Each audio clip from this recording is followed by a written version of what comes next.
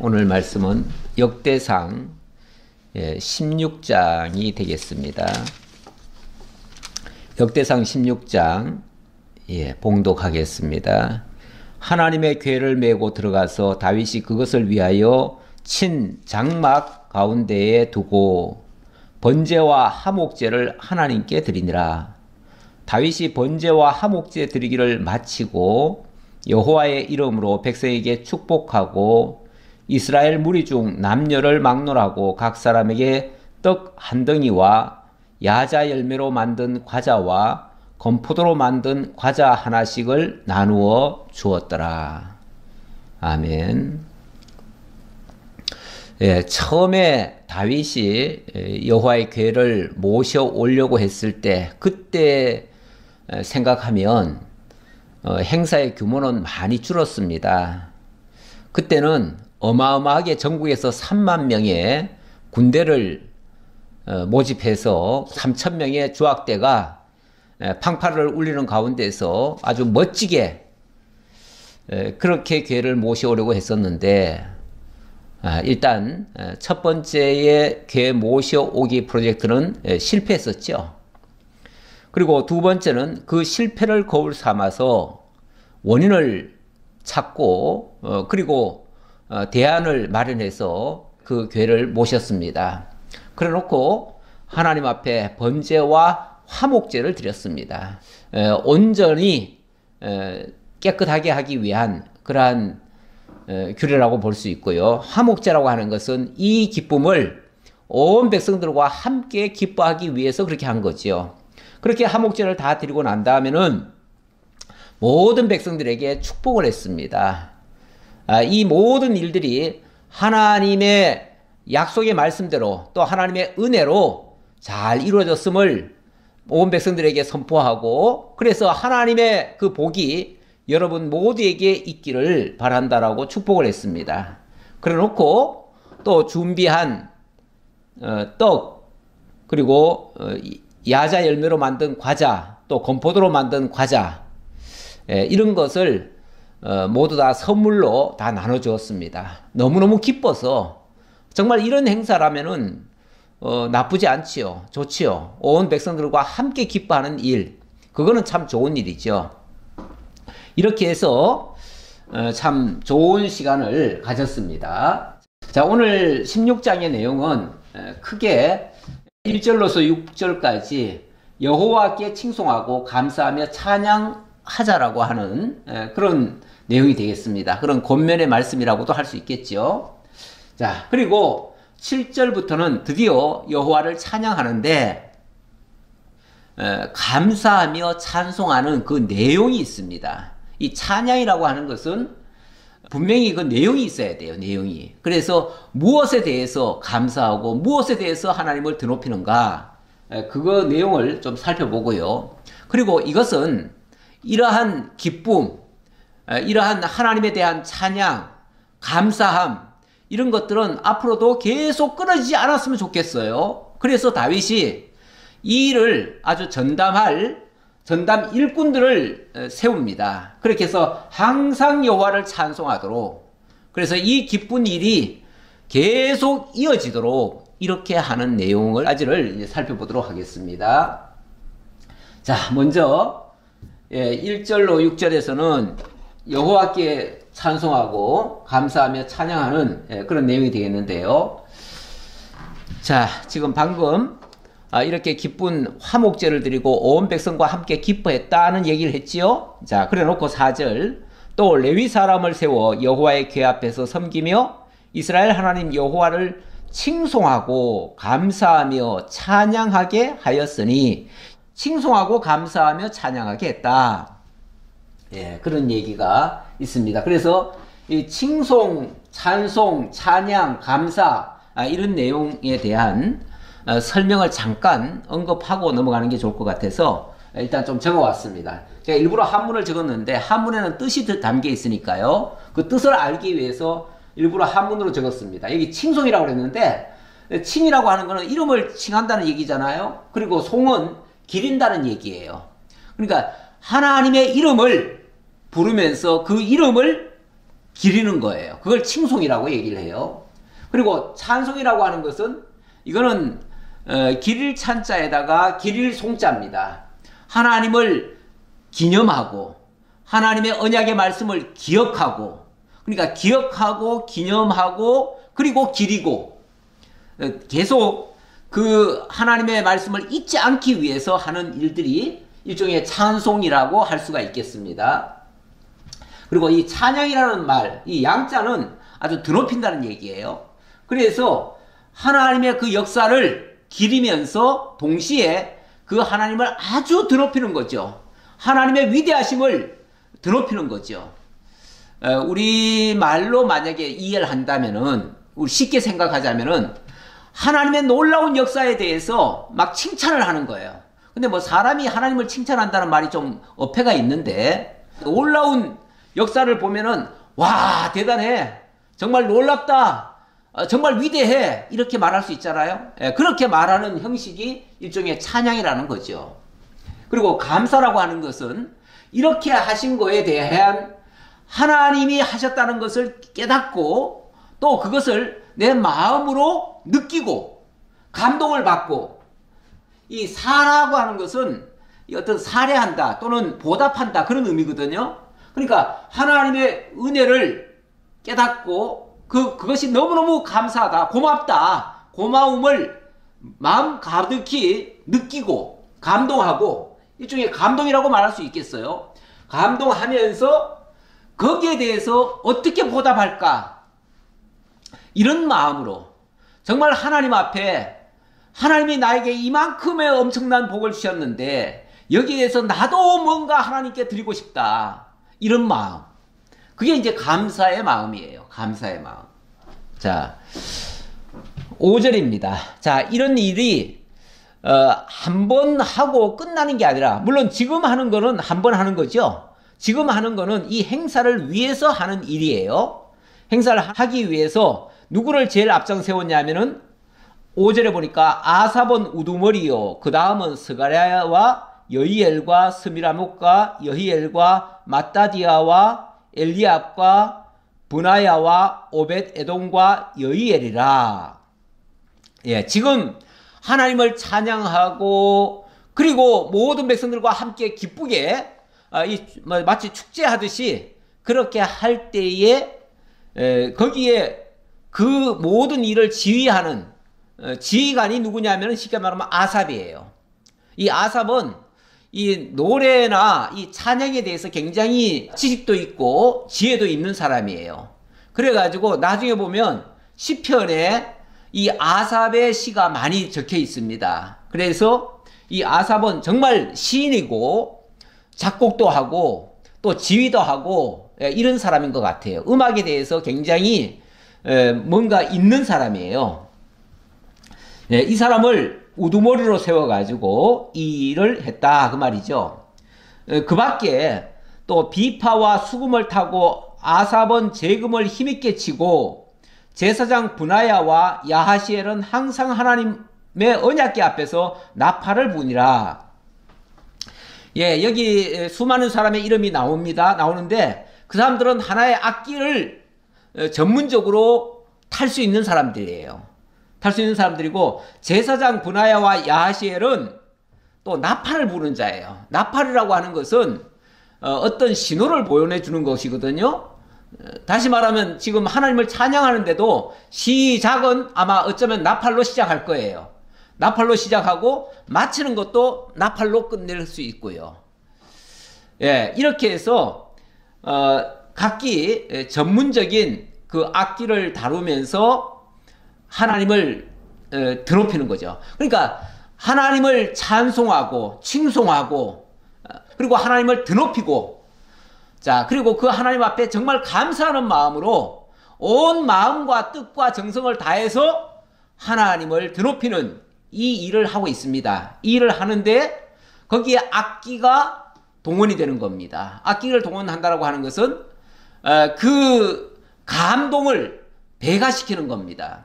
원래 악기라고 하는 것이 없이 우리가 찬양을 할 때도 있잖아요, 가끔씩. 그러면은 뭔가 뭐 박자도 물론 우리가 잘 못 맞춰서 그럴 수도 있지만 뭔가 흥도 좀 안 나고요.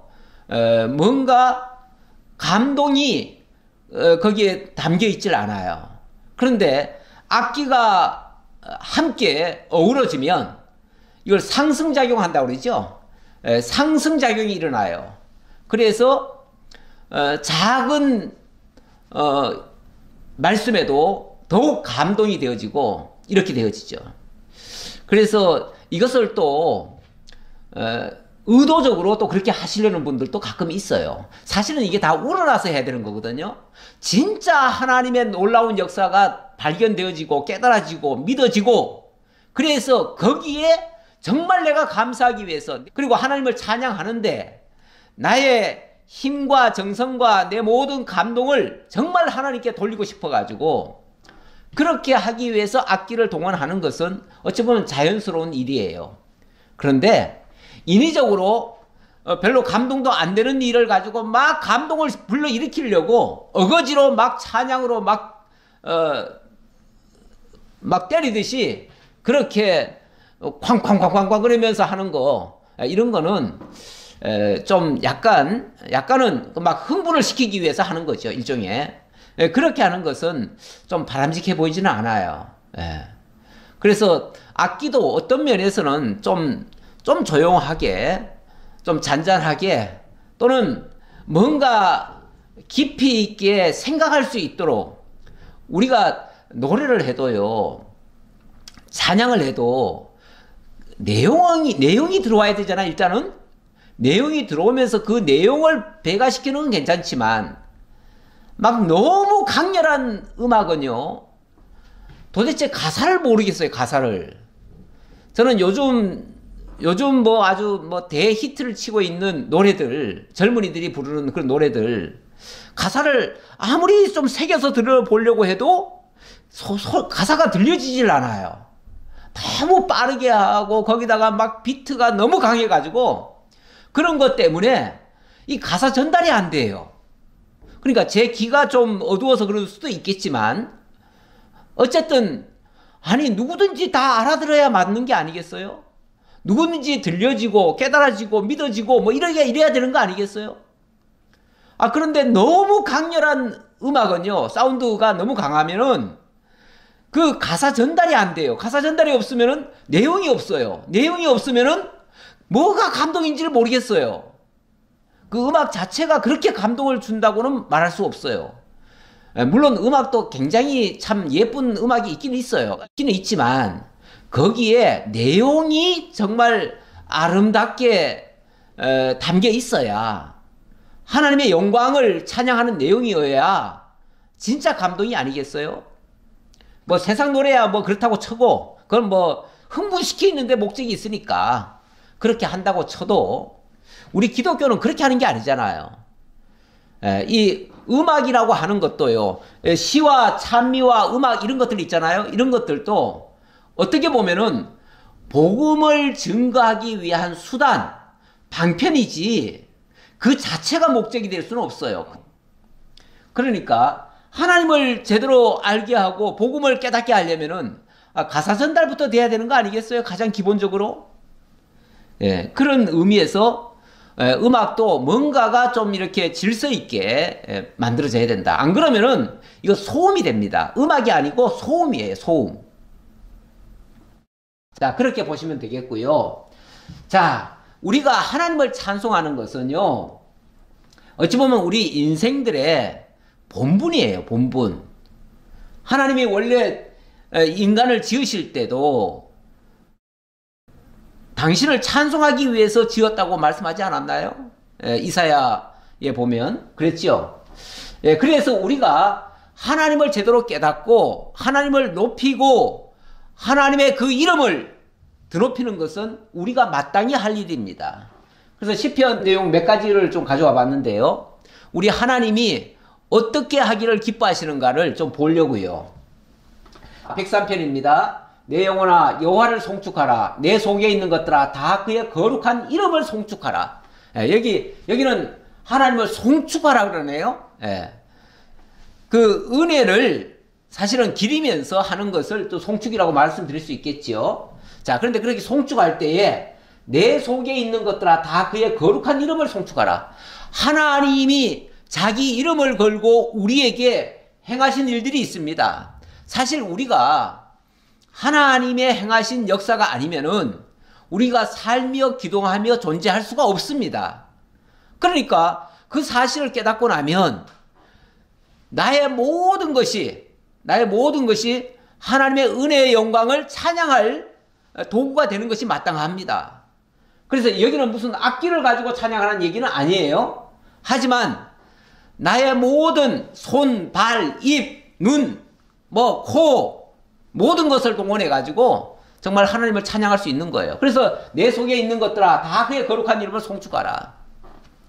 정말 우리가 마음속으로 하나님의 그 은혜가 깨달아지면요, 정말 무엇으로라도 찬양하고 싶지요.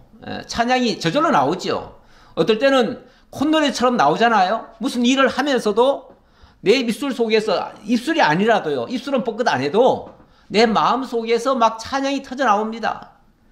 그러니까 저절로 막 코에서도 소리가 나는 거예요. 저절로 또 발이 굴러지는 거예요. 저절로 또 막 손뼉도 치고 싶은 거예요. 네. 113편에도 할렐루야 여호와의 종들아 찬양하라, 여호와의 이름을 찬양하라. 여기도 계속해서 여호와의 이름을 찬양하라고 얘기를 하네요. 예, 여기는 또 할렐루야라는 말을 썼는데 이 할렐루야라고 하는 단어가요, 사실 구약에는 거의 시편에 있고요, 신약은 거의 요한계시록에만 있습니다. 뭐 그렇게 흔한 내용이 아니에요. 예, 이것은 여호와를 찬양하라라는 말인데, 마땅히 우리가 그분에 의해서 지음받았고 그분에 의해서 지금 살며 기동하고 있고 그분에 의해서 존재하고 있다면 당연히 우리는 그분을 찬양하는 것이 마땅하다, 그런 의미예요. 117편에도 너희 모든 나라들아 여호와를 찬양하며 너희 모든 백성들아 그를 찬송할지어다. 자, 왜 찬양해야 되냐면 우리에게 향하신 여호와의 인자심이 너무너무 크시다. 그리고 여호와의 진실하심이 영원하미로다. 여호와의 진실하심, 언약에 성실히 지키시는 그 역사가 영원하다, 영원하다. 예. 우리 하나님은 당신이 말씀하신 것을요 결코 잊지 않으십니다. 말씀해놓고 없던 일로 하지 않으십니다. 그래서 우리가 영원한 구원을 기억하면서 하나님을 찬양하는 것이죠. 자, 그래 놓고 7절로부터 13절, 자, 여기 감사의 내용을 보겠습니다. 예, 7절입니다. 그날에 다윗이 아삽과 그의 형제를 세워 먼저 여호와께 감사하게 하여 이르기를 너희는 여호와께 감사하며 그의 이름을 불러 아뢰며 그가 행하신 일을 만민 중에 알릴지어다. 자, 지금 이제 찬양을 하기 시작하는데요, 찬양하기 전에 먼저 뭘 하냐면은 아삽과 그의 형제들을 앞장 세워가지고 그들로 하여금 여호와께 감사하게 했다. 여호와께 감사하게 했다. 이 찬양이라고 하는 게 솔직히 우리 찬양합시다, 찬송합시다, 그래가지고 찬송이 막 기쁘게 찬송이 되어지는 게 아닙니다. 물론 우리가 뭐 찬송하자고 했을 때 그냥 찬송하면 되는 거죠. 우리 찬송 몇 장 합시다, 그렇게 해서 그냥 찬송할 수도 있지요. 그러나 내 마음속에 별로 감사함이 없어요. 하나님에 대한 은혜가 없어요. 하나님에 대해서 알지도 못해요. 그런 사람 보고 찬양합시다, 찬양하면 은혜가 깨달아지나요? 그렇지 않아요. 그래서 사실은 찬양도 아무나 할 수 있는 게 아니고 노래만 부를 수 있다고 해서 찬양이 되어지는 게 아니에요. 누가 찬양할 수 있는가? 하나님의 은혜를 기억하고 그 은혜에 감사한 마음이 있고 감동이 있고 거기서 정말 기쁨이 있을 때 그때 진정한 찬양이 터져 나옵니다. 그래서 찬양하기 전에 먼저 하나님 앞에 감사한 일을 새겨주는 게 좋아요. 새겨주면 소위 말해서 일종의 간증이라고 해봅시다. 정말 하나님의 이런 은혜를 깨달았습니다. 오늘 말씀을 통해서 이런 은혜를 깨달았습니다. 그러면은 이 속에서요, 막 감사함이 넘쳐요. 예, 그래서 감사함이라고 하는 것은요, 우리가 찾으면 찾을수록, 많으면 많을수록 찬양거리는 더 많이 생깁니다. 그래서 이 감사한 내용을 우리는 사실은 살펴봐야 돼요. 안 살펴보면 감사할 게 없으면요, 찬양도 안 나와요. 그래서 감사거리는 우리가 찾아야 됩니다. 그런데 우리가 세상을 사노라면 너무나 어려운 일을 많이 겪잖아요. 어려운 일을 많이 겪다 보면 원망이 나오고 불평이 나오고 때로는 욕설도 나오고 뭔가 굉장히 안 좋은 것들이 나오기 시작해요. 그러면요, 이 광경을 보는 사람이 감사한 마음이 들까요? 같이 화가 날까요? 화가 나겠죠, 당연히. 짜증이 나겠죠. 만약에 이런 불편한 일이 있어가지고, 예를 들어서, 자, 오늘 교회 갔다 왔는데, 뭔가 불편함이 있었다고 칩시다. 그럼 집에 와가지고, 아, 오늘 교회에서 이런 일도 있었고, 저런 일도 있었고, 그래가지고 막 속이 상했다. 안 좋았다. 이런 얘기를 하면, 남편이나, 예를 들어서, 자녀들이 있었다고 칩시다. 그러면 그 자녀들이, 아, 그 교회가 참 좋은 데구나. 이렇게 생각하겠어요? 그렇게 생각할 리가 없지요. 그 교회 이상한 교회네? 뭐 굉장히 뭐 그따위 행동을 하고 있어? 예를 들어서 무슨 불평을 얘기했다면 말이에요. 뭐 누구를 또 얘기를 했다 그러면 뭐 그런 사람이 다 있어? 이럴 수도 있고요. 그러면은 교회에 대한 좋은 이미지가 생기는 게 아니라, 감사한 마음이 생기는 게 아니라 굉장히 분개함이 생기고 뭔가를 퍼붓고 싶고 불만이 생겨요. 그러면 감사함이 나오는 게 아니라 불편함이 나오지요. 그러면 그 다음부터는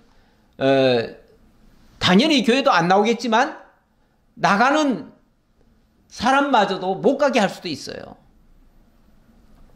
이제 무슨 얘기 하려고 그러냐면, 우리가 감사거리를 찾으면은 사실은 또 감사거리도 많습니다. 왜 없겠습니까? 우리가 어려운 일 만났다고 해가지고 왜 어려운 일만 있겠습니까? 어려운 일 다음에는 또 감사한 일도 있지요. 그러면은 감사한 것을 기억하고 감사를 나누면은 감사함이 넘칩니다. 그러나 감사는 아예 제껴놓고, 그건 당연한 거니까 제껴놓고, 불편함을 얘기하면 불평거리가 옆에서 다시 또 상승이 되어집니다. 내가 불평을 얘기하면요, 딴 사람도 또 불평을 얘기할 수 있고요, 또 딴 사람이 불평을 얘기하면 이 불평이 폭발을 해집니다. 그러면은 왜 이런 게 있잖아요. 일종의 바이러스 같은 현상인데, 웃음 바이러스라는 게 있잖아요. 정말 웃음거리가 있어가지고 내가 웃기 시작하면 옆에 사람도 웃어요. 그 대표적인 게, 내가 하품을 하면 옆에 사람도 갑자기 또 하품을 하는 경우가 있어요. 아니, 내가 언제 뭐 하품을 뭘 줬나요? 준 적이 없지만 마치 바이러스처럼 퍼지는 거예요. 내가 감사하고 기쁘면은 옆에 사람도 기뻐요. 무슨 일인지는 모르지만 자관 내가 기쁘면은 옆에 사람도 괜히 기뻐져요. 사람은요, 어찌 보면 참 영물이지만, 뭐 이런 말을 하면 좀 나쁜가요? 요물이기도 해요. 예. 그래서 사람은 벌써 딱 눈치만 봐도 그 사람의 심리 상태를 어느 정도는 파악이 되거든요. 그런데 오늘 교회 갔다 왔는데 굉장히 불편한 마음을 가지고 있어요. 그러면요, 대부분 알아채요. 무슨 나쁜 일이 있었어? 무슨 뭐 잘못된 거 있어? 대뜸 그렇게 나올 수도 있어요, 옆에 사람들이. 아니야. 그래도 뭔가 불만이 있을 거야. 슬슬 옆에서 자극을 주지요. 그러면 그때 이제 폭발을 하고 얘기를 하지요. 그렇게 되면은 정말 문제가 커지는 거죠. 그런데 그렇게 하지 아니하고요, 오늘 여러 가지 불편한 일이 있었겠지만 그 중에 또 감사한 일도 있을 수 있잖아요.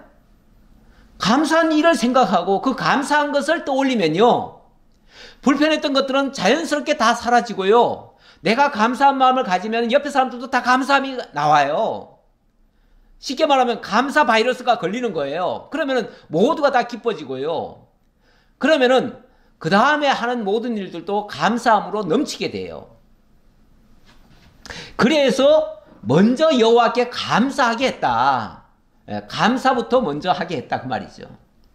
그러면서 8절 너희는 여호와께 감사하며 그의 이름을 불러 아뢰며 그가 행하신 일을 만민 중에 알릴지어다. 불편한 거 얘기하지 말고 하나님께로부터 받은 그 감사함을 먼저 이야기하면, 그리고 그것을 전파하면 그게 우리가 마땅히 할 도리다 그 말이죠. 그에게 노래하며 그를 찬양하고 그의 모든 기사를 전할지어다.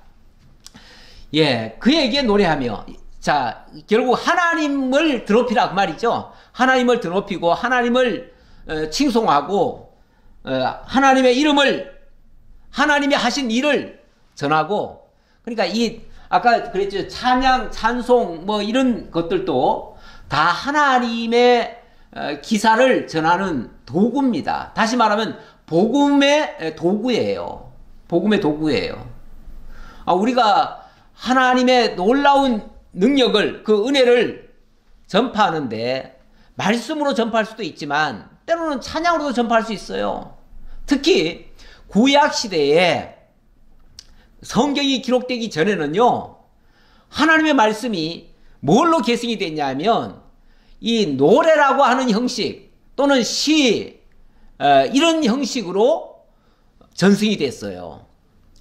우리가 이 언어라고 하는 것은요, 굳이 글자로 안 써도 예를 들어서 어른이, 족장이나 이런 사람들이 뭔가 노래를 불러요. 노래를 부르면은 그 노래를 그 후손들이 듣고 그것을 또 불러요. 똑같이. 옛날 분들은 참 기억력이 좋았던 것 같아요. 그 가사가 많은 것들도 다 외워가지고 다 부르더라고요. 이렇게 부르면은 그게 자연스럽게 그 역사가 그대로 후대들에게 전거되는 거예요. 이게 하나님의 말씀 전달의 방편이에요. 방편이니까 결국은 음악도 하나님의 복음을 싣고 가는 복음 실은 열차가 되는 거예요. 복음 실은 그 도구가 되는 거예요. 찬양의 내용은 뭐냐면 그 하나님의 놀라운 그 기사를 전할지어다 그 말이잖아요. 그리고 그의 성호를 자랑하라. 여호와를 구하는 자마다 마음이 즐거울지로다. 그 하나님이 어떤 분인가? 그 성호는 여호와라고 하는 이름 아닙니까? 여호와? 이 여호와의 이름을 자랑하라. 여호와라고 하는 그 이름을 자랑하라. 그 말은 우리 하나님은 이렇게 말씀하시고 언약하신 그대로 이루시는 분이시다. 신실하신 분이시다. 그분 살아계신 분이시다. 이렇게 증거하라 그 말이죠. 그러면서 그 하나님을 구하는 자마다 마음이 즐겁다 그 말은 하나님이 다 이루어 주시니까 마음이 즐거울 거 아니겠어요. 여호와와 그의 능력을 구할지어다. 항상 그의 얼굴을 찾을지어다. 그 하나님이 어떤 분이신가를 알려주고 그 하나님의 능력을 구하는 자마다 그 능력을 맛보게 되지 않겠습니까?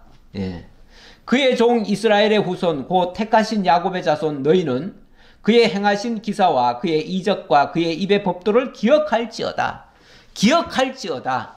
다시 말하면 여기 지금 뭐 기사와 또는 그의 이적과 그의 입의 법도 이렇게 얘기했는데 하나님이 이스라엘 백성들에게 행하신 일들이 있고 그것이 또 율법으로 기록이 된 것들이 있습니다. 이런 것들을 기억하고 그것들을 전승하는 일에 힘을 쏟아라 그 말이죠.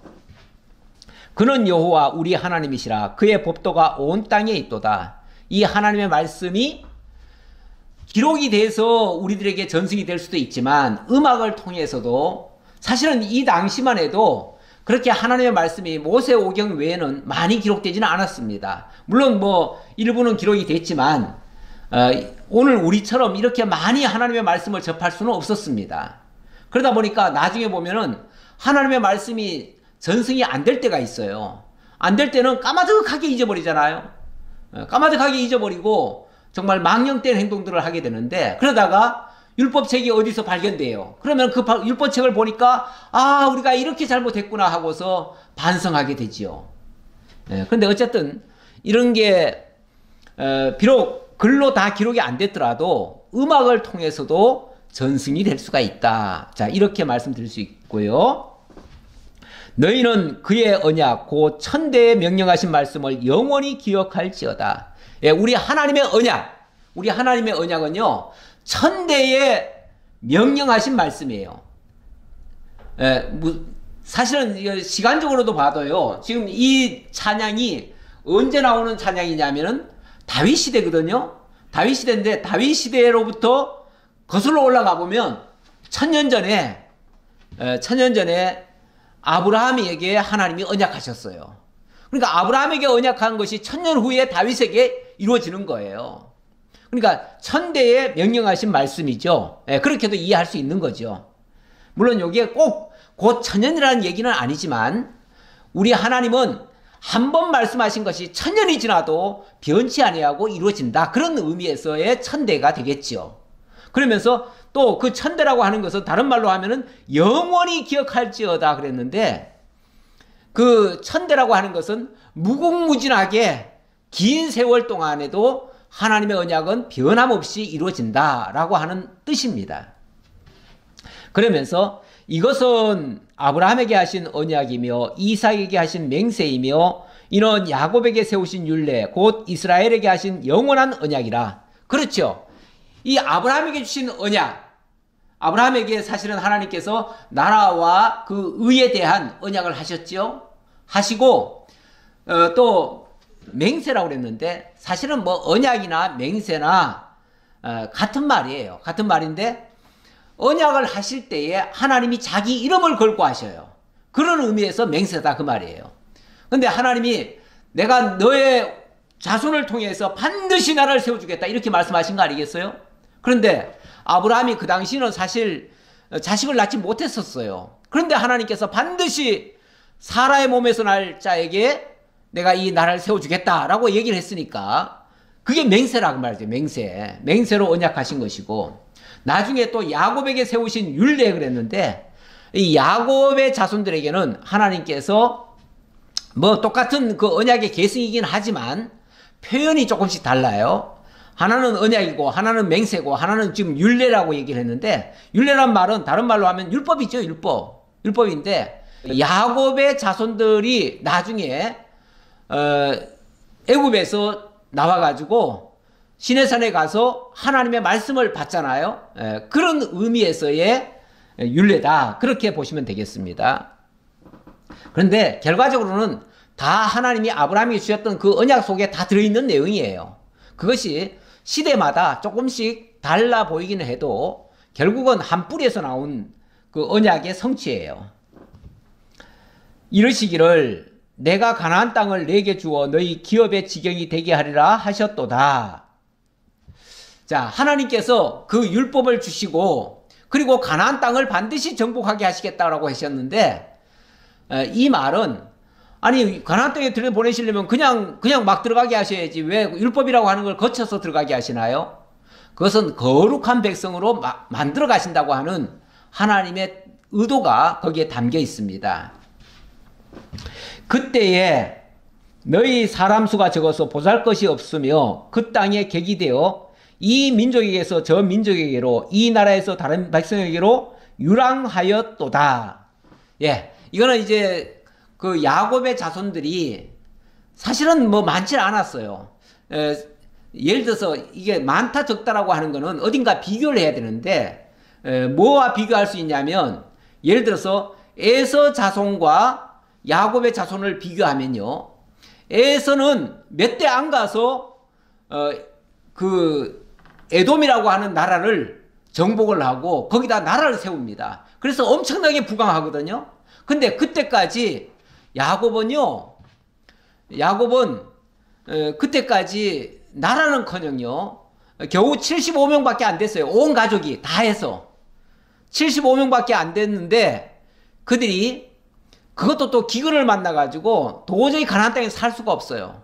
근데 나중에 알고 보니까 저 애굽에는 양식이 있다 그래가지고 애굽에 내려갔다가 거기서 자기 아들 요셉이 총리가 됐다는 사실을 알게 되잖아요. 그래서 어찌 보면 자기네들이 원하지는 않았지만은 애굽 땅에 내려가서 살게 됩니다. 다시 말하면 이 땅 저 땅 유리방황했었다 그 말이죠. 처음에는 애굽에 내려가가지고 처음에는 뭐 대접도 받고 좋은 것 같았는데 얼마 안 가서 또 정권이 바뀝니다. 애굽의 정권이 바뀌어요. 바뀌어가지고 요셉을 알지 못하는 자들이 이스라엘 민족을 갖다가 종을 삼아버렸어요. 그러다 보니까 결국은 이 민족 저 민족에게 쫓겨다니면서 이 유리방황했던 그런 모습이었지요. 그런데 여호와께서는 사람이 그들을 해하기를 용납하지 아니하시고 그들 때문에 왕들을 꾸짖어 이르시기를 나의 기름 부음 받은 자에게 손을 대지 말며 나의 선자를 해하지 말라 하셨도다. 그런데 사실은 그렇게 남의 나라에 가가지고 종살이를 하게 됐으니까 이제 그들의 생명은 어찌 보면 끝날 것 같지 않았어요? 실제로 애굽의 그 왕은요, 모세 시대 때 이스라엘 민족이 태어나면 다 죽이라고 그랬어요. 사내 아이들은 다 죽여버리라. 그래서 그 씨를 말려라 그 말이잖아요. 그렇게 해서 이스라엘 민족이 끝장날 수도 있었는데 하나님께서 갑자기 모세라는 사람을 들어가지고 이스라엘 민족을 이끌어내십니다. 이끌어내시고 놀라운 역사로 홍해를 건너게 하시고 또 놀라운 역사로 광야에서 40년간 정말 신발도 떨어지지 아니하고 옷도 헤어지지 아니하고 하늘에서 매일같이 양식이 내려서 먹고 살 수 있도록 이렇게 역사를 하셨잖아요. 그리고 마침내는 약속의 땅 가나안으로 인도하지 않았나요? 이렇게 할 때에 해치려고 하는 자들이 수없이 많았지만은 하나님께서 다 막아주셨다. 다 막아주셨다. 어떻게 막아주셨는가? 이르시기를 나의 기름 부음 받은 자에게 손을 대지 말라. 나의 선지자를 해하지 말라 하셨도다. 우리 하나님께서 이스라엘 민족을 보호하시기 위해서 그들에게 손을 대는 자마다 하나님이 다 치셨다는 거예요. 다 치셨는데 여기 보니까 뭐 나의 기름 부음 받은 자에게 손대지 말고 나의 선자를 해하지 말라 그랬는데 단순히 기름 부음 받은 자 또는 지도자 또는 여기 선지자 이들만을 위했다는 말인가? 그게 아니고요. 일종의 예를 들어서 모세, 뭐 아론, 뭐 이런 사람들 있잖아요. 출애굽 당시에 거기에 또 여러 지도자들이 있었잖아요. 그들을 바로가 해치려고 하고 이렇게 했는데 그리고 나중에는 또 자기 민족들이 또 해치려고도 하고 그랬잖아요. 그런데 하나님께서 그걸 다 막아주셨다 그 말이죠. 당신의 기름 부음 받은 종이다. 누가 나를 건드리냐? 나의 선지자다. 모세는 나의 선지자다. 누가 모세를 건드리냐? 막 이러시면서 하나님께서 다 막아주셨다 그 말이죠.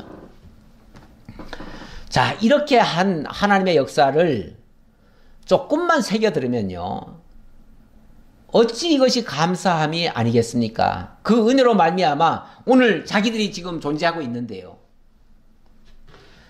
온 땅이여 여호와께 노래하며 그의 구원을 날마다 선포할지어다. 그래서 이 하나님의 역사를 기억하면서 날마다 하나님 찬양하라 그 말이죠. 그의 영광을 모든 민족 중에 그의 기이한 행적을 만민 중에 선포할지어다. 여호와는 위대하시니 극진히 찬양할 것이요 모든 신보다 경외할 것이며. 여호와는 위대하시다. 그러니 극진히 찬양하라. 원래 찬양이라고 하는 그 양자가 드높일 양자거든요. 그러니까 하나님의 위대하심을 드높이는 거예요. 하나님의 위대하심을. 여호와가 얼마나 위대하신지 그분 앞에 다 무릎 꿇고 두렵고 떨림으로 그분을 경외해라. 자, 이렇게 얘기하는 거죠.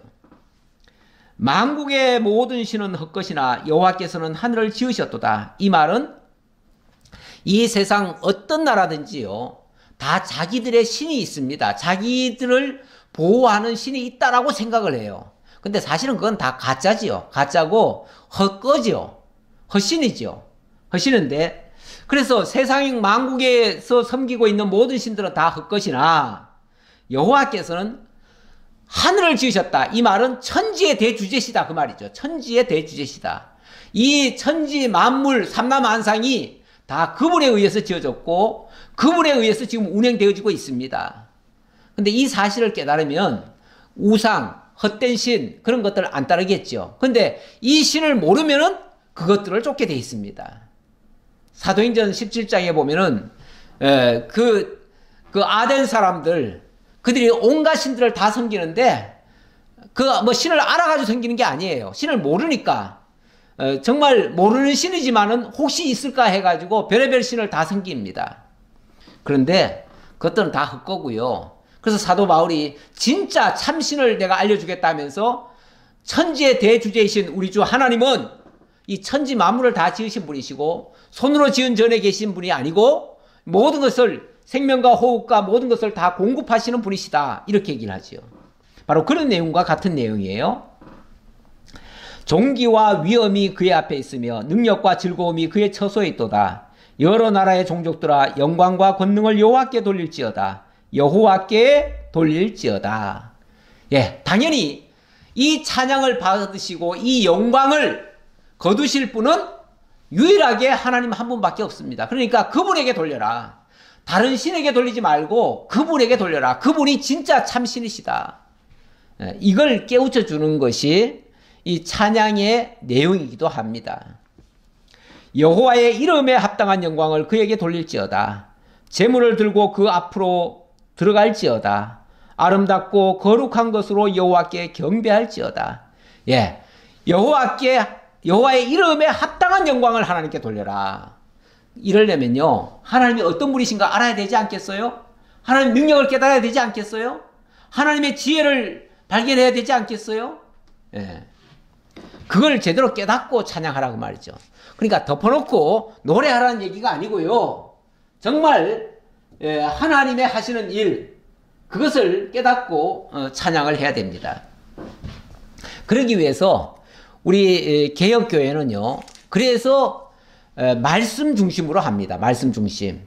예배라고 하는 것에는 기도와 찬송과 말씀이 다 있죠. 다 있는데 거기에 주가 뭐냐면은 말씀이에요. 말씀. 당연히 이 말씀이 기록된 성경이 없을 때에는 찬양이 앞설 수 있어요. 왜냐하면 그때는 말씀이 따로 없잖아요. 따로 없으니까 당연히 찬송 자체가 곧 하나님의 말씀을 전달하는 도구니까 그게 곧 기록된 말씀이나 같은 얘기였어요. 그 당시는. 근데 지금은 하나님께서 기록을 다 해주셔서 우리가 성경을 읽고 들을 수가 있기 때문에 하나님의 말씀이 우선돼야 됩니다. 그래서 개혁교회들은 이 찬양이 우선이 아니에요. 찬양은 어찌 보면은 보조예요. 보조고 하나님의 말씀이 우선입니다. 자, 그렇게 보시고요. 온 땅이여 그 앞에서 떨지어다. 세계가 굳게 서고 흔들리지 아니하는도다. 하늘은 기뻐하고 땅은 즐거워하며 모든 나라 중에서는 이르기를 여호와께서 통치하신다 할지로다. 자, 우리가 하나님의 그 위대하심을 드러내기 위해서 이 모든 삼라만성을 다 주재하시고 그것을 통치하시는 분이 누군가? 바로 하나님이시다. 이 사실을 일깨울 필요가 있습니다. 그걸 일깨워 주는 것이 감사를 이끌어내는 거죠. 하나님의 찬양을 이끌어내는 거죠. 네. 바다와 거기 충만한 것이 외치며 밭과 그 가운데 모든 것은 즐거워할지로다. 자, 이걸 깨닫고 나면요, 모든 삼라만상이 다 하나님을 찬송할 수 있습니다. 사실은 우리만 하나님을 찬양한다고 생각하시면 안 됩니다. 물론 하나님이 기뻐하시는 찬양은 우리 인간들이 찬양하기를 원하셔요. 그런데 하나님의 역사를 깨닫는 모든 피조물들은 다 하나님을 찬양합니다. 그러다 보니까 저 들판에 있는 동식물들도 다 하나님을 찬양합니다. 물론 그것들이 찬양하는 것보다 우리들의 찬양을 하나님은 더 기뻐하시지만 만물도 다 하나님을 찬양한다 그 말이에요. 왜냐하면 찬양이라는 게 뭐 딴 거 있습니까? 노래를 어떻게 불러야 찬양이 아니라 하나님의 그 위대하심을 발견하는 거예요. 깨닫는 거예요. 그리고 그분이 하셨다라고 고백하는 거예요. 예. 그래서 하나님의 만물이 하나님의 뜻대로 있었고 하나님의 뜻대로 지금 섭리되어지고 있잖아요. 그것도 찬양하는 거예요. 물론 그 찬양의 방식이 우리가 하는 찬양과는 또 다른 차원이긴 하지만 어쨌든 만물도 다 찬양한다. 예, 그 말이에요. 바다와 거기 충만한 것이 외치고 밭과 그 가운데 모든 것도 즐거워할지로다. 그것들도 다 찬양한다 그 말이죠. 그리할 때 숲속의 나무들이 여호와의 앞에서 즐거이 노래하리니 주께서 땅을 심판하러 오실 것이미로다. 아니 저 숲속의 나무들도 다 여호와를 찬양한대요. 그렇죠. 그것들도 다 하나님이 해주셨다는 것을 알고 그 하나님께 영광을 돌린다 그 말이죠. 여호와께 감사하라. 그는 선하시며 그의 인자하심이 영원하미로다. 예, 우리에게 자꾸 이 현실만 바라보는 사람들이 있어요. 현실만 바라보는 사람들은 오늘도 여러 가지 어려운 일을 만나겠죠, 당연히. 아니, 우리가 이 세상 자체가 지금 죄악된 세상이 돼버렸는데, 아담 타락 이래로 죄악된 세상인데, 어찌 여기 평화만 있겠어요? 어찌 기쁨만 있겠어요? 슬픈 일도 많이 만나지요. 고통스러운 일도 만나지요. 예. 하다못해 병원에 가서 정말 참 좋은 거라고 주사를 주는데도 그 주사도 아프잖아요? 당연히 모든 것이 다 나한테 부딪히면 다 아픈 거예요. 그런데 그 아픈 게 나쁜 거냐? 나쁜 거는 또 아니에요. 그걸 통해서 하나님의 놀라운 역사를 발견할 수 있고 하나님이 더 좋게 하기 위한 그런 수단일 수 있으니까요. 그래서 하나님 앞에 감사하라. 그리고 그는 선하시고 인자하심이 영원하다 그랬는데 결과는 하나님이 하시는 모든 일의 결과는요. 좋습니다. 선합니다. 선해요. 하나님의 뜻대로 될 거예요. 우리 뜻대로는 안 될 수 있어요. 가끔. 예를 들어서 우리가 뭔가를 소원하고 있어요. 그리고 그걸 위해서 막 기도해요. 그런데 우리 뜻은 안 이루어질 수 있어요. 그런데 결과는 하나님의 뜻대로 이루어져요. 그러니까 하나님은 선하시고 하나님은 우리를 향해서 인자하심을 여전히 베푸시는데 우리가 원하는 것은 아닐 수가 있다 그 말이죠. 그러니까 우리의 원함과는 다르지만은 그러나 결과적으로는 하나님의 원하시는 대로 된 거니까 그게 선한 일이에요. 그래서 되어진 모든 결과물을 우리는 선으로 이해를 하셔야 돼요. 그렇게 생각하면은 다 감사한 거 아니겠어요? 너희는 이르기를 우리 구원의 하나님이여 우리를 구원하여 만국 가운데서 건져내시고 모으사 우리로 주의 거룩한 이름을 감사하며 주의 영광을 드높이게 하소서 할지어다. 예, 어떤 어려운 일, 예를 들어서 남의 나라에 잡혀갔다 할지라도 거기서도 하나님께서 반드시 건져내시고 다시 하나님의 거룩한 이름을 드러내실 거니까 그때도 감사하라 그 말이죠. 그때도 감사하라. 그리고 하나님의 영광을 드높이게 하소서. 이 말은 하나님이 우리를 그렇게 구원하셔서 하나님 영광 받으시옵소서 그 말이죠. 여호와 이스라엘의 하나님을 영원부터 영원까지 송축할지로다. 우리 하나님의 모든 역사는요. 영원부터 영원까지입니다. 영원부터 영원까지. 자, 이 영원이라고 하는 게 이거잖아요. 예. 이게 영원입니다. 영원이고 자, 이게 이제 시공형의 세계입니다. 이게 지금 시간 세계예요. 이게 지금 우리가 살고 있는 이 세계예요. 근데 이것도 영원이고요. 근데 영원부터 영원까지라고 그랬는데 영원과 영원 그 사이에 영원이라고 하는 건 사실은 나뉘어지지 않습니다. 지금 설명하기 위해서 이렇게 지금 나누는 거지 원래 이게 나뉘어지지 않아요. 나뉘어지지 않는데 이 시간 세계에서 봤을 때는 영원이라고 하는 게 까마득해 보이죠. 그러나 영원 안에 시공형이 있어요. 엄밀하게 말하면 이렇게 그래야 맞죠. 이게 영원이고 영원 안에 요 시간 세계가 있는 거죠. 이렇게 그래야 맞아요. 맞는데 자 어쨌든 시공형이라고 하는 것은 시작이 있고 끝이 있습니다. 물론 영원 안에는 여기도 여기 어디도 시작이 아니에요. 시작과 끝이 없어요. 영원에는. 하지만 시공형의 세계는 시작이 있고 끝이 있어요. 그래서 영원부터 영원까지는 시작부터 끝까지라는 얘기인데 그건 시공형 세계에서의 시작부터 끝이고 이거는 모든 이 세상의 삼라만상은요 영원하신 하나님이 지어놓은 피조물들이에요. 그러니까 피조물들은 시작이 있고 끝이 있어요. 그래서 우리는 이 땅에 태어났다가 죽을 거예요. 마찬가지로 이 모든 만물은 시작이 있고 끝이 있을 거예요. 그게 심판이에요. 심판이고 시작은 창조겠죠. 창조부터 심판까지가 이 시간세계 속에는 있어요. 있는데 하나님 안에는 없어요. 그렇잖아요. 여기든 영원 안에서 봤을 땐 다 똑같지 않아요? 그냥 밤에 한 경점 같은 거 아니에요? 있다가 없어져도 그거는 한 경점일 뿐이에요. 그리고 영원 안에는 원래 이런 시간 개념이 없어요. 모든 걸 다 초월해요. 그래서 우리가 이 땅에서 영원하리라고 생각하면 안 되고요. 우리가 하나님께서 이 땅에 유한한 인간들을 창조해가지고 여기서 하나님의 사람으로 만들어가지고 영원한 생명으로 바꾸시죠. 바꾸셔가지고 영원 안으로 들어가게 하셔요. 그래서 우리는 이제 영원한 존재로 탈바꿈이 되어지잖아요.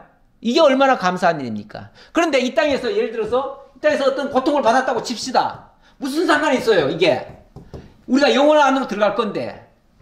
그런 의미에서 이 땅에서의 받는 그 고통은 고통이 아니고요, 하나님 배우는 과정일 뿐이었어요.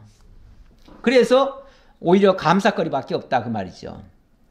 자, 그렇게 해서 하매 모든 백성이 아멘하고 여호와를 찬양하였더라. 이렇게 해서 모든 백성들이 한마음 한뜻으로 찬양을 했다 그랬는데, 자, 제가 이 골로새서 3장 16절을 하나 가져왔습니다. 이것을 우리 신약적 개념으로는 어떻게 이해할 것인가 그 말입니다. 그리스도의 말씀이 너희 속에 풍성히 거하여 모든 지혜로 피차 가르치며 권면하고. 자, 이게 이제 이 신약 교회의 모습인데요. 신약 교회는 이렇게 말씀이 먼저 중심이 됩니다. 그 말씀을 중심으로 하고 거기서 시와 찬송과 신령한 노래를 부르며 감사하는 마음으로 하나님을 찬양하고. 그러니까 시와 찬송과 신령한 노래, 여기에 감사함이 담겨가지고 하나님의 위대하심을 드높인다 그 말이죠. 근데 이렇게 하는데 모든 것의 기초는 여호와 그리스도의 말씀이에요. 그리스도의 말씀. 그러니까 말씀이 우리 속에 들어와서 하나님의 역사를 깨닫게 하고 하나님의 영광을 찬양하게 만드는 거죠. 그렇게 해서 무엇을 하든지 말이나 일이나 다 주 예수의 이름으로 하고 그를 힘입어 아버지 하나님께 감사하라. 결국 이렇게 해서 우리로 하여금 하나님께 감사하고 하나님 찬양하게 만드는 거다. 그런 의미로 이해하시면 되겠습니다. 자, 그 다음 37절로 43절. 자, 여기서는 이 찬양이 단회적으로 할 것이 아니고 영구히 이루어지게 하려고 여기에 직임자들을 세우는 장면입니다. 다윗이 아삽과 그의 형제를 여호와의 언약궤 앞에 있게 하며 항상 그 궤 앞에서 섬기게 하되 날마다 그 일대로 하게 하였고, 오벳에돔과 그의 형제 68명과 여두둔의 아들 오벳에돔과 호사를 문지기로 삼았고, 제사장 사독과 그의 형제 제사장들에게 기브온 산당에서 여호와의 성막 앞에 모시게 하여 항상 아침 저녁으로 번제단 위에 여호와께 번제를 드리되 여호와의 율법에 기록하여 이스라엘에게 명령하신 대로 다 준행하게 하였고. 자, 뭡니까? 이것을 단회적으로 한번 행사해서 하고 끝내는 게 아니라 앞으로 지속적으로 이 감사와 찬송과 하나님께 영광 돌림이 계속 지속적으로 이어지게 하려고 거기에 적합한 사람들을 일꾼으로 세웠다 그 말이죠. 그래서 그 일꾼 세워가지고 날마다 하나님 찬양하겠다 그 말이에요. 자, 그랬는데 우리가 이렇게 하나님을 늘 찬양하는 것이 인생의 마땅한 본분이기도 합니다. 왜냐하면 하나님이 일찍이 인간을 왜 지었느냐를 설명한 부분이 있어요. 이사야 43장 21절에 보면 이 백성은 내가 나를 위하여 지었나니 나를 찬송하게 하려 함이니라. 하나님이 당신을 찬송하게 하려고 우리 인생들을 지으셨다는 거예요. 자, 그래 놓고 하나님이 어떻게 찬송하게 하시는가? 61편 3절에 보니까 무릇 시온에서 슬퍼하는 자에게 화관을 주어 그 죄를 대신하며, 슬퍼하는 자에게, 애통하는 자에게 하나님이 이 꽃으로 면류관을 씌워줘가지고 그 죄를 대신하게 했다. 그래서 기쁨의 기름으로 그 슬픔을 대신하고 찬송의 옷으로 그 근심을 대신하시고 그들이 의의 나무 곧 여호와께서 심으신 그 영광을 나타낼 자라 일컬음을 받게 하려 하심이라. 우리 하나님께서 이렇게 바꿔주신다 그 말이죠. 우리의 신분을, 그 슬픔과 죄악과 고통 속에 있던 자들을 하나님의 그 기쁨과 하나님의 그 영광으로 탈바꿈을 시켜주신다 그 말이죠. 그렇게 해서 찬송하는 것이 슬픈 일이 아니고 고통이 하는 일이 아니고 그냥 노동이 아니고 그 일을 통해서 우리로 하여금 정말 기쁨을 갖게 한다 그 말이죠. 사실 감사할 줄 알고요, 찬양할 줄 아는 사람은 행복한 사람입니다. 감사가 없고요, 다 불안하고 늘 고통 속에 있고요, 뭔가 불만이 있고 이런 사람은요 지옥입니다. 삶 자체가 지옥이에요. 그런데 감사거리를 찾고 정말 하나님의 은혜를 발견하고 하나님이 함께 하신다는 걸 사실을 깨달으면요, 막 감사함이 넘칩니다. 그러면 그 감사함이 뭘로 나오냐면, 우리는 하나님께 당연히 찬양을 하지만 찬양하는 게 하나님만 떠받들어 드리는 게 아니고 나의 기쁨이 되는 거예요. 나의 기쁨. 그래서 이 신명기 말씀 제가 하나 가져왔는데요, 신명기 33장 26절 이하에 보면 하나님이 이스라엘을 향해서 여수르니여 이렇게 부릅니다. 이거는 하나님의 사랑을 입은 자, 의로운 자라고 하는 그런 애칭이에요. 그러면서 하나님 같은 이가 없도다. 그가 너를 도우시려고 하늘 타고 궁창에서 위엄을 나타내시는도다. 영원하신 하나님이 내 처소가 되시니 그의 영원하신 팔이 내 아래에 있도다. 왜 하나님이 이렇게 위대하시냐 하면, 영원하신 하나님이 우리와 함께 하신대요. 그의 영원하신 팔이 우리와 함께 한대요. 그가 내 앞에서 대적을 쫓으시며 멸하리라 하시도다. 그래서 이스라엘이여 너는 행복한 사람이로다. 여호와의 구원을 너같이 얻은 백성이 누구냐? 그래서 이 은혜를 입은 자들은 얼마나 행복하냐 그 말이죠. 이 사실을 깨닫는 자는 진짜 행복한 자입니다. 그래서 하나님께 감사하고 하나님을 찬양하는 자는 행복해서 하는 거예요. 행복해서. 어떤 면에서 우리가 하나님을 해드리는 게 아니라 하나님이 우리 행복하라고 당신 찬양하게 하는 거예요. 우리 행복하라고 감사하게 하는 거예요. 우리가 하나님을 위하는 게 아니고, 아까 우리가 성막을 다윗이 모셨다 그러는데, 엄밀하게 말하면 다윗이 괴를 모셨기 때문에 기쁜 게 아니고요, 어떻게 인간이 하나님을 모십니까? 인간이 하나님을 모신 게 아니고 하나님이 다윗과 함께 하심을 깨달았기 때문에 그게 기쁜 거예요. 그게 기뻐요. 자, 그게 기쁘니까 그 감사의 표현이 나오고 찬양으로 터져 나오는 거죠. 그러니까 하나님이 우리를 기쁘시게 하는 거지 우리가 하나님을 기쁘시게 하는 게 아니에요. 가끔 자꾸 하나님을 기쁘시게 해드려야 된다 이렇게 말하는 사람이 있는데, 그것도 좀 어폐가 있는 말이에요. 자, 마지막. 또 여호와의 인자하심이 영원하심으로 그들과 함께 해망과 여두둔과 그리고 택함을 받아 지명된 나머지 사람을 세워 감사하게 하였고, 늘 감사를 이끌어주는 사람이에요. 또 그들과 함께 해망과 여두둔을 세워 나팔과 재금들과 하나님을 찬송하는 악기로 소리를 크게 내게 하였고, 또 여두둔의 아들들에게 문을 지키게 하였더라. 이에 뭇 백성은 각각 그 집으로 돌아가고 다윗도 자기 집을 위하여 축복하려고 돌아갔더라. 여기 돌아갔다는 말은 정말 모든 하나님의 위로와 평안을 얻고 기쁘게 내려갔다 그런 얘기예요. 기쁘게 내려가서 뭐 합니까? 축복하는 거죠.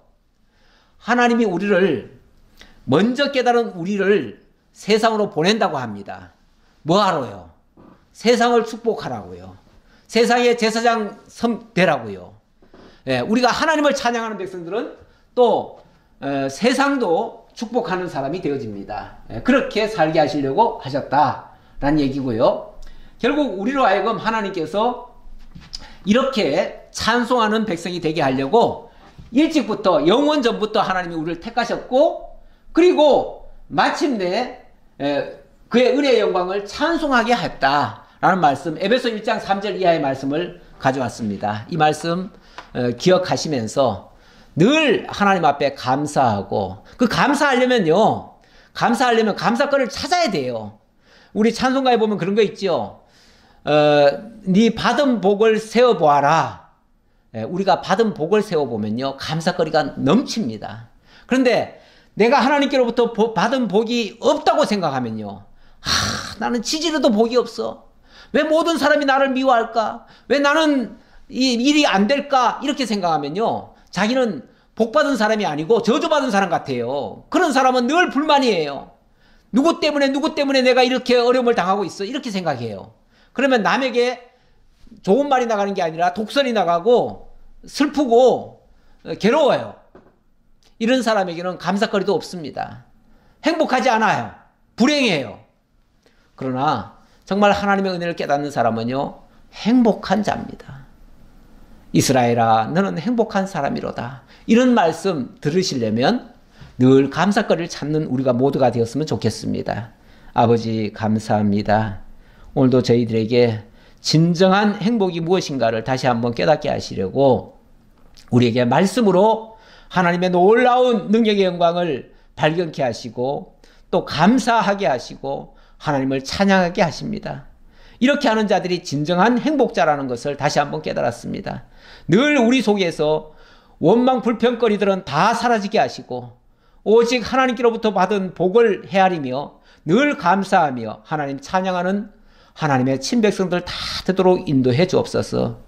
이 거친 세상 승리하고 하나님께 영광 돌리는 우리 모두가 되기를 간절히 바라오며 예수 그리스도의 이름으로 기도하옵나이다. 아멘.